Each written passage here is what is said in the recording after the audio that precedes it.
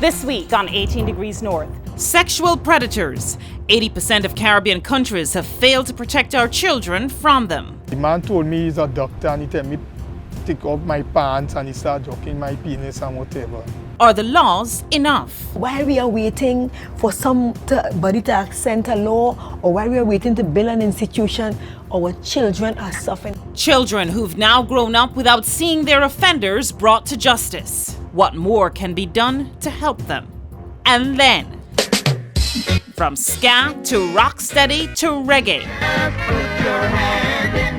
the pulsating sounds that put Jamaica on the world map. But are foreigners now beating Jamaicans at their own game? Those foreigners, they are studying the reggae music. They love the reggae music.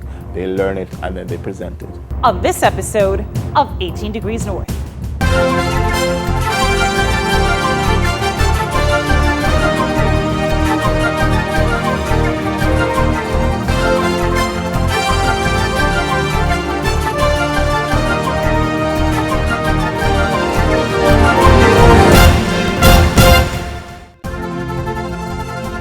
Degrees North is brought to you by Grace. Grace Coconut Water presents A Few Seconds with the world's fastest woman. When you step into the blocks, you've got to believe in yourself. Be yourself and always be good to yourself. Life is fast. Hydrate well with Grace Coconut Water. I love Gen Money Transfer. Yo, love my JN Money Transfer card. I love the way they understand me. I just love how the money reach real fast. I love that it's my connection to home. I love that it is so very convenient. I love the way they help me say I love you. I'm my thing this. It's a love thing. Grace Coconut Water presents Quality Time with the world's fastest woman. My life is fast. Even when I'm not on the track, I'm busy running around. I always take the time to refresh. Life is fast. Hydrate well with Grace Coconut Water.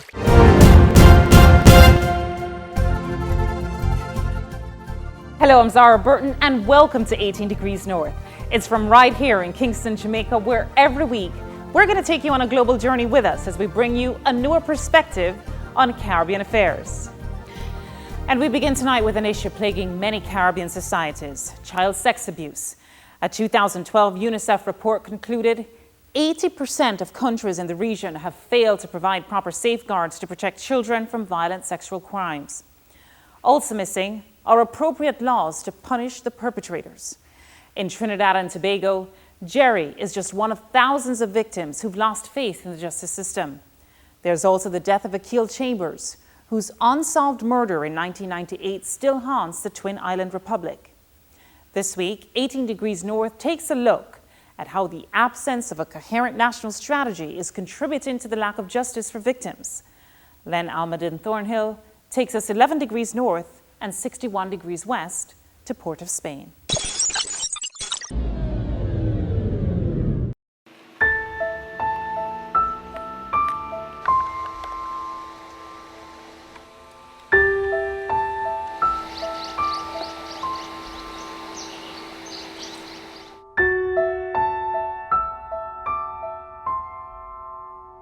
It was May 23, 1998, what was supposed to be a fun day out for 11-year-old Akil Chambers, who was invited to a birthday party at an upscale home in West Trinidad.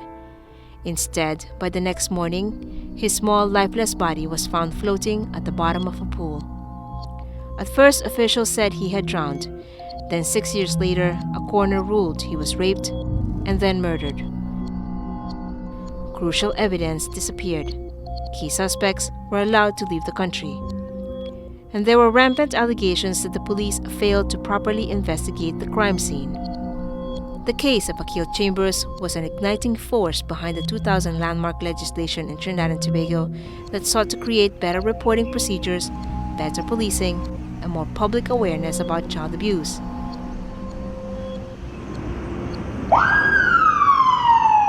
But 13 years on, critics charge there are still too many operational failures by the police that have allowed dangerous sex offenders to walk free. Very often police officers don't know how to collect evidence in such a way that it's going to stand up in court. So when it goes to court, it doesn't stand up and the charges are dismissed. According to a 2012 UNICEF report, poorly handled cases like Akil's caused many victims and their families to lose faith in the police and justice system. 35-year-old Jerry is one of them.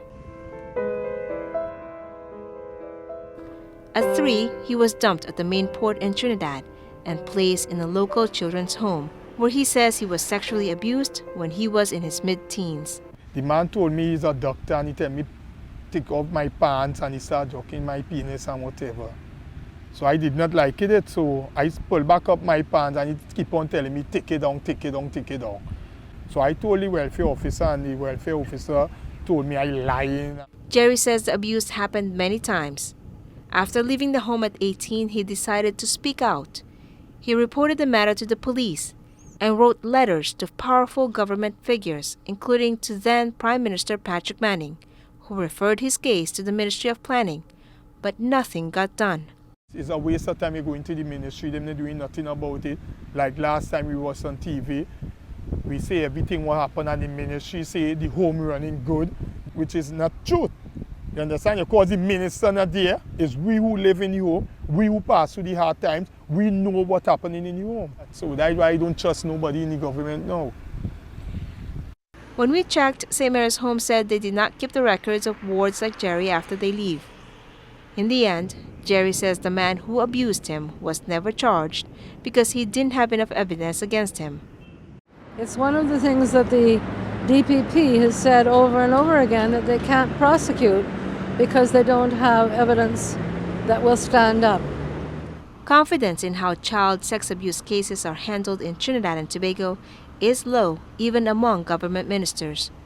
When the former Gender, Youth and Child Development Minister Marlene Kudre announced in 2012 that she had reopened the Akil Chambers case based on new information, she said the matter would be handled internally rather than being turned over to the police. Since then, a lot of persons have come forward, have come to see me in terms of offering assistance and in some cases information that we are quietly in the background working on. That reopened investigation is still pending. According to Trinidad's police service, clearance rates for sex crimes against children have actually gone down over the years, declining from 59% in 2004 to 38% in the first half of 2013.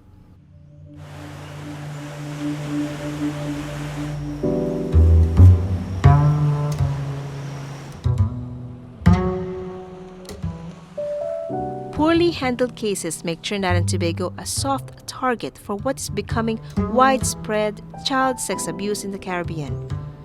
A 2012 UNICEF report says as many as 2 of 5 children in the Eastern Caribbean are sexually violated. It's okay to pass legislation. It's okay for us to come on a global level, on a national level, on a Caribbean level.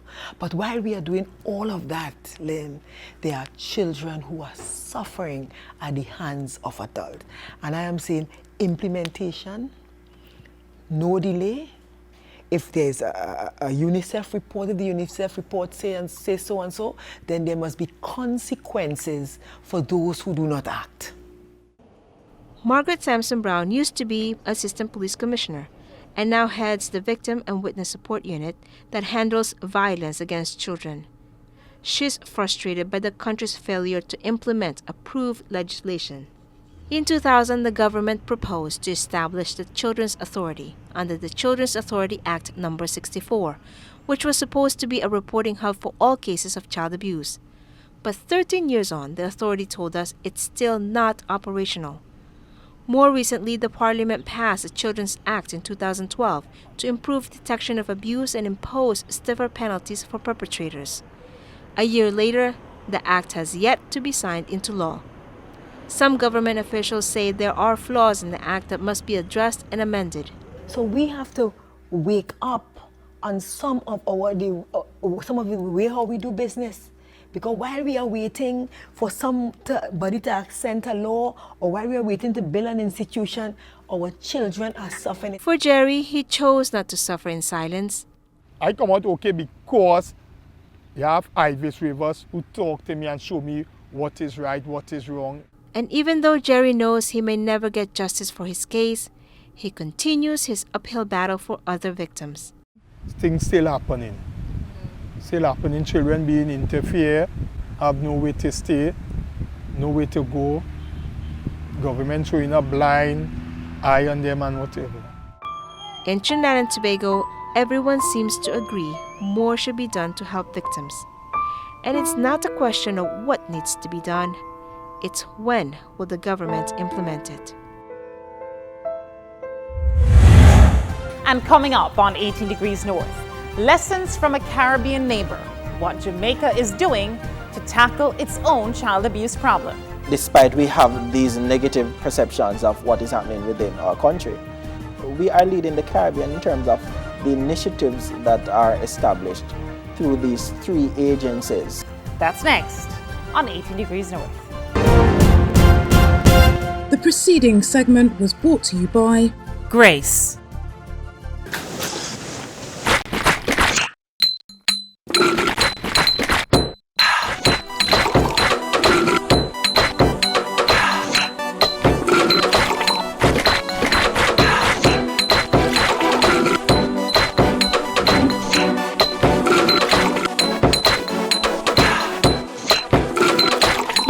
Tropical rhythms for the fun of life. First Global Bank presents Rewards Your Way, the Visa Credit Cards Rewards program that gets you the stuff you really want. Of course, there's travel and hotel, but there's also merchandise from our vendor partners, name brand appliances and accessories, hardware and tools, designer furniture, access to amazing local attractions, and even groceries. First Global Rewards Your Way makes the impossible possible with the best Visa rewards program and the lowest interest rates in Jamaica. What are you waiting for? Upgrade your card to FGB Visa today. Grace Coconut Water presents A Few Seconds with the world's fastest woman. When you step into the blocks, you've got to believe in yourself. Be yourself and always be good to yourself. Life is fast. Hydrate well with Grace Coconut Water. Exercise. You know him coming to line up alone. Bring in the Grace Frankfurters. Quick. These events now. Reach. There they go. Good start. Oh, Sturgis up very, very well. Shelley Fraser Price has the lead. Simone Payne is on pace, but finish. How are you, boss? Grace Frankfurters, Jamaica's favorite Frankfurters. Everybody is family.